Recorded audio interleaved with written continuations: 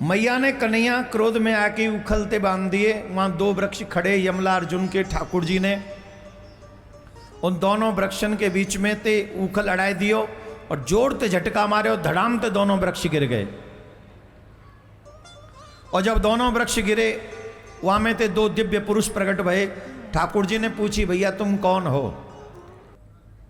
बोले महाराज हम हैं कुबेर के पुत्र। किसके?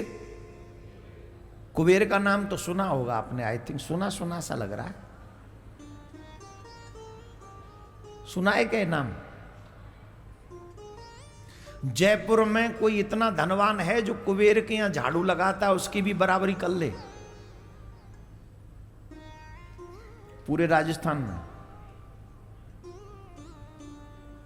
पूरे वर्ल्ड में, पूरे विश्व की संपत्ति एक जगह रख दो, पूरे विश्व की संपत्ति एक जगह रख दो, तो भी कुबेर के यहां जो झाड़ू लगाता है उसके बराबर उस पर संपत्ति नहीं है।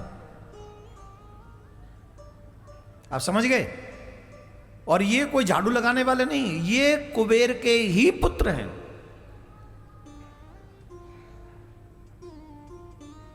भगवान ने पूछा तुम कुबेर के पुत्र हो? बोले हां। तो तुम जड़ कैसे बन गए? कहां कुबेर के पुत्र, कहां वृक्ष? तुम जड़ कैसे बने? तो उन्होंने कहा महाराज हमसे एक अपराध हुआ बहुत तगड़ा। और छोटा नहीं था, बहुत तगड़ा अपराध। क्या अपराध हुआ? एक समय हम अपने इष्ट मित्रों के साथ, जैसे धनवान बच्चे नहीं होते कि चलो घूमने जाते हैं कहीं पार्टी करने, कहीं या आउट ऑफ कंट्री चले जाते हैं, कोई स्विमिंग वुमिंग करते हैं सरोवर में, कहीं ऐसा करते ही मोस्टली। जिन पे पैसा है कुछ तो करेंगे। अभी कहाँ की बात है, एक गाड़ी में कहीं किसी बच्चे का बर्थडे मनाने जा रहे थे, पैसे वालों के थे, 3-4 बच्चे थे, गाड़ी का एक्सीडेंट हो गया, तीनों चारों खत्म। जन्मदिन था, वही मरण दिन हो गया। वजह ड्राइविंग कर रहे थे ड्रिंक करके। अब वो धन किस काम का जो जीवन पर्यंत तुम्हारे और तुम्हारे परिवार का शोक का विषय बन जाए।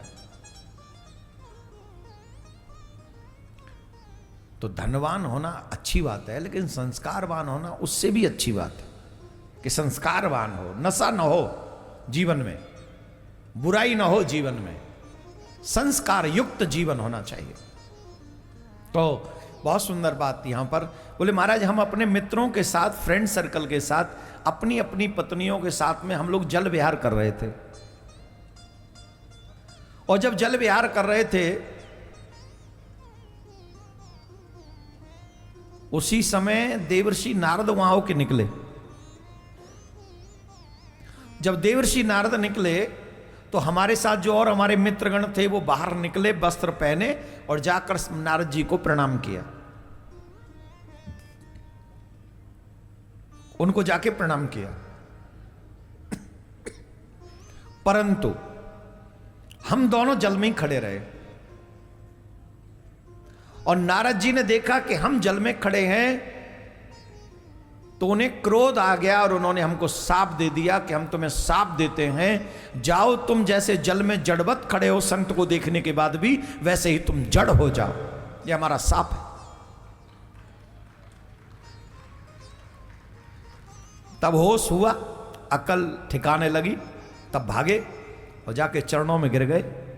बोले महाराज अपराध हो गया, अब तो क्षमा कर दीजिए। नारद जी बोले अब तो हम साप दे चुके, अब हम क्या करें, हमारा वचन तो झूठा नहीं होगा। बोले प्रभु हमें उबार लीजिए, हमें बचा लीजिए। तो उन्होंने कहा कि तुमने धन के मद में संत का अपराध किया है। ध्यान से सुनना इस बात को, बहुत, ये हर बच्चे को सिखा दो। आपके घर में बच्चे नित्य गलती करते हैं। आपके बच्चे के रूम में आप एंटर करें और बच्चा बेड पे बैठा हो अथवा कुर्सी पे बैठा हो तो आपको आता हुआ देखकर आपका बच्चा खड़ा होता है क्या? जवाब दो, बच्चे जवाब दें। मम्मी आई, आप खड़े हो गए, पापा आए, हाँ पापा कोई काम था?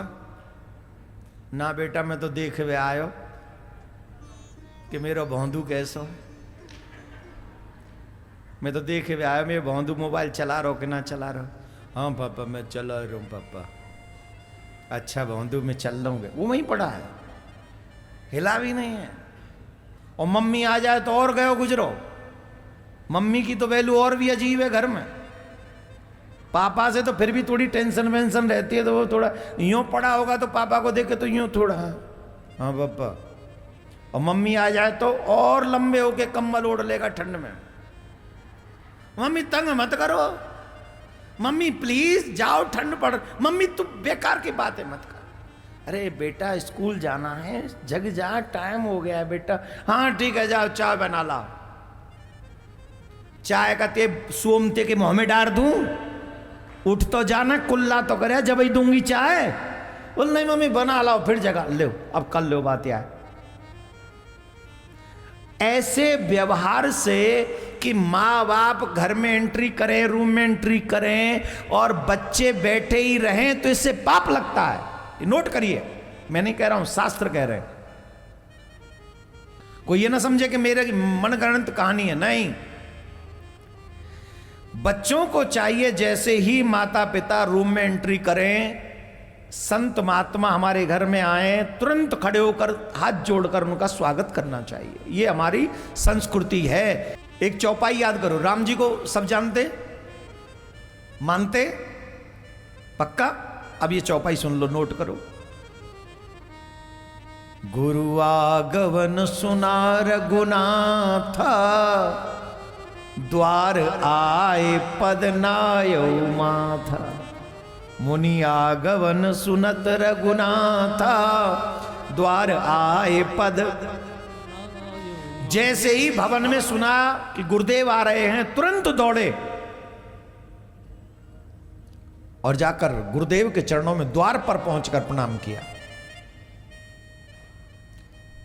अब यहां पर मॉडर्न बच्चे ये कहेंगे कि अगर कोई संत आए और हम उन्हें प्रणाम न करें तो ऐसे हमें कैसे साप दे सकते? अगर आजकल के इंटरनेट के जमाने के बच्चे होते और नारद जी साप दे देते तो वो इंटरनेट वाले बच्चे क्या कहते? ये कौन है, ये कौन है, हमको साप कैसे दे सकते? कहते कि नहीं? बोलो। और जबकि उन्होंने कुछ कहा नहीं, खड़े ही रहे, वो सिर्फ खड़े ही तो रहे, अब शब्द थोड़ी बोला।